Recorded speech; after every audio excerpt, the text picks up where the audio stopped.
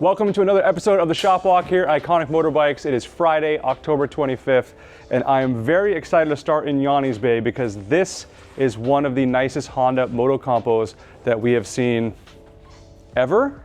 It is basically, I'll say it ever over there as well. This 1982 model, obviously in red. There's a couple of things that really stand out about it. First of all, so of course all the bodywork original, underneath the bodywork insanely clean. There's a little bit of corrosion here and there, which is what you normally get from bikes that have spent a long time in Japan. Nothing, no big worries. But the more we started to look into this, it looks like this thing may have never ever been ridden. It's on the original tires. You've got the date codes somewhere. Here we go, ending in 092. 3-digit date codes, unfortunately don't tell you exactly what decade they were made in. So what that tells you is 09 is the first 2 weeks, or rather the first two digits tell you the week. So it's the 9th week of the year, and then the 2 tells you that it's in some year that ends in 2. So either 1982, 1992, that kind of thing. But based on what we're seeing with this whole bike, we're gonna assume 1982 and that these are the original tires. It seems highly likely that's the case. One of the other things that really makes us feel that way, just general condition of the bodywork underneath, and this battery. Finding one of these now is a multiple $100 affair, $300 and up, that kind of thing. So this is the original battery, and it's got the protective tape on it. Finding this really, really hard to do, and it's just cool that it came that way. And of course, with the cover on it, it really does seem like this thing maybe has been pushed around the block. At most. There's a couple of little scuffs and things like that, that's just either that happened maybe during shipping to here or got bumped against a wall or something over its 40 years of life. Yeah, I gotta say, it is really a fantastic example of a motocompo. So we're very excited to get this up on the auction site pretty soon and see how it goes. One thing I just want to show, because not everyone is aware of this, this cord that you see here is actually related to this panel, this piece. So this is part of the protective railing that goes here over the frame, protective cover, and this is actually a helmet lock that you can pop out and then use, and it just, the cabling for it hides into this frame rail. So that's this motocompo in a nutshell. I do want to show one other thing, because this is one of my favorite stickers in all of motorcycling, untouchable. Just one of those goofball Japanese to English translations. They're trying to say don't touch this because you might think it's a place that you could pick it up bike up. If you do that, you're gonna screw the bodywork up. They actually label where the real carrying points are, so you can you get your hand in there and grab frame rail. But that, remember kids, untouchable. All right, thank you, Yanni. I just kicked him out of his bay for a minute to talk about that. Going over here, quick stop here at the Tessie 3D actually. So this has been on the lifts for a little bit, but it's about to go back home. Daniel's gonna take care of this early next week. He already did the belts and basically the break-in service, the 600-mile service for this. It's the Ducati 1100 Evo motor, 2-valve, a wet clutch, that kind of thing. But what's pretty cool about it, the owner had us powder coat the brake stabilization arms as well as the steering arm. There's 3 of them. So he had us do it in the Italian tricolore because this, you may have seen my Bimota Tessie 3D. I have one of these myself as my daily commuter.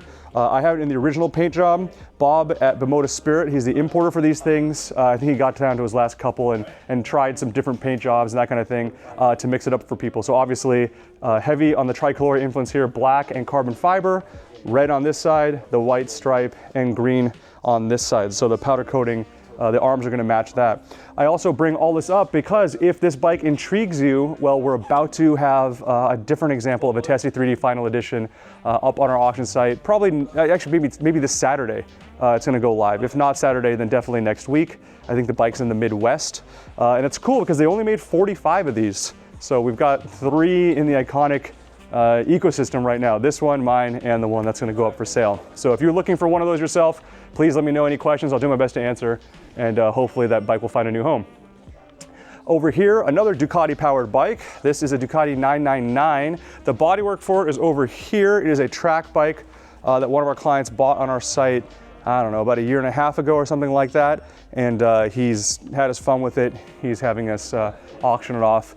so that it can go to its new home. But in the process, before that happens, Angel's been busy at work on this thing. Yeah. Did you do belts? I can't remember. So I was checking the valve lash. Okay. Putting new gaskets on there, new valve cover gaskets.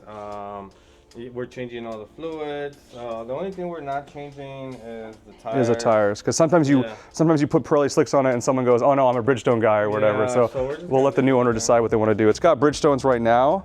What are they? RS? Oh, no, the Evo 2. The VO2 slicks. Yeah. But I got the covers off. yeah, you rip. It's actually probably. Yeah, there you go. You can. Yeah. So he's got the valve covers off. Getting in there in the down and dirty. Yeah. Good, new man. Air filters. We're gonna throw some new air filters in there. The bike is in good condition. It wasn't dirty at all either. I've barely been touching it here and there, but it looks like it's in good condition. Especially, like I said, I pointed out the old school. I think it's old school. It looks old school shifter. So it's because you're a young man. It's a DynoJet quick shifter there, Power Commander, right there, Power Commander 3. I know, honestly, that is pretty old. Power Commander 3. That's cool. So there you go, 999 track bike. And one of the things that Angel's pointed out that I do agree with, it's cool to see a little bit of blue on Ducatis. Like, can you imagine a 999 or like a 998 that was in that blue? I think it would look gorgeous. And I also really like how it was red and then it finished off the tip blue also. Yeah. The only thing that would make it better for Angel is if it was Cowie green somehow. If it was black and yes. There you go. Thank you, Angel. All right. Well, that's old news. We already talked about that. Over here in Ollie's Bay, we've got a Honda NS400R. This sold on our auction site. It was imported from Japan. We had a client have us sell it. The new owner is just having us do a couple of things to it, including new intake boots and a couple of things that Ollie told me 4 minutes ago and I've already forgotten. Can you remind me, sir? I'm sorry. Clean the gas tank. Clean, that's right. The gas tank had to get sent out to get cleaned. But yeah, so there you go, Honda NS400R. Once Ollie's done with it, you can expect, on social media, you'll see a test ride video, that kind of thing, of Honda's 400cc, 3-cylinder, 2-stroke. So it's an inline, it's an inline motor. No. Oh no, of course it's not, it's a V. The carbs are inline. The carbs are inline, that's what threw me off when I was looking at it earlier. But sorry, it is a V, it is a V3. And what's cool is, well, I think it's cool, you can see the exhaust asymmetrical here. One pipe here, 2 pipes on that side, one up here and one down there. These I don't think really got the glory that, say, the RZ500 and the RG500 did, but it was, it was as big as you could get a Honda 2-stroke bike for the street at the time. Thank you, Ollie. Last but not least, the Professor's Bay has a Aprilia SXV 550. These are pretty legendary motorcycles. Aprilia really changed the game. Until this point, supermotos were really just about single-cylinder bikes, trying to keep the weight as light as possible. But Aprilia was able to develop a very compact V-twin. You can even see here how small it is. But this V-twin, they made a 450 and a 550 version. The 550, I think, was making 70 horsepower plus. The whole thing weighed less than 300 pounds. And this is a bike that's almost 20 years old now. So it's one thing to say those numbers now, but back then Aprilia was really ahead of the game. They won multiple Italian national supermoto championships. The Professor is trying to show me something. The fuel pump, what am I looking at here? Fuel pump is broken. The fuel pump is broken. That would explain why it was not getting fuel earlier. This fitting is snapped right off the top. So it was just pumping right into the tank. Gotcha. So we're looking for a new pump right now. Steve's been working on this bike all day. He was researching websites, forums, that kind of thing for common issues. I think we started looking at the pulse generator. And when I say we, I mean he did. Started looking at the pulse generator. That tested out just fine. So he's been. The only reason I did that was because there was notes on the work order that said possible timing wrong. Oh, there you go. Oh, okay. So kind of led the wrong direction. Well, sometimes people have an idea as to what it is, and you never know until you get there. But yeah, there you go. So fuel pump, congratulations on finding that. And but check this out. So we were talking about quick shifters earlier with Daniel. You've got this, the SP Electronics, an Italian company. Their clutchless gear system, CGS4, and then you can program, the delay you want to put into it, whether you're on full throttle, when you're on partial throttle, that kind of thing. Yeah, that doesn't work. It could. if you notice, this is coming from it. It says TPS. It's been taped off, so it has no idea where the throttle. Yeah, so they disconnected it at some point, or just. 100% throttle. Ah. So quick shift, I guess, is Is when you're. it always does it at the same delay.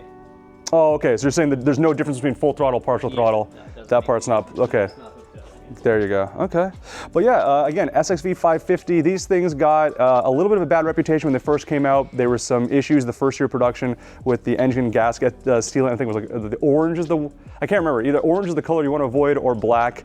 Obviously, a quick internet search will let you know which one's correct. Amari Nunez was a local legend here. He used to be able to, he was the go-to person to get these things fixed. Unfortunately for us, but fortunately for him, he has retired and moved on to other things.